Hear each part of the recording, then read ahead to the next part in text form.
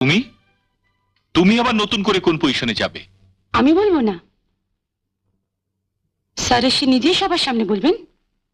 Sir বলবেন?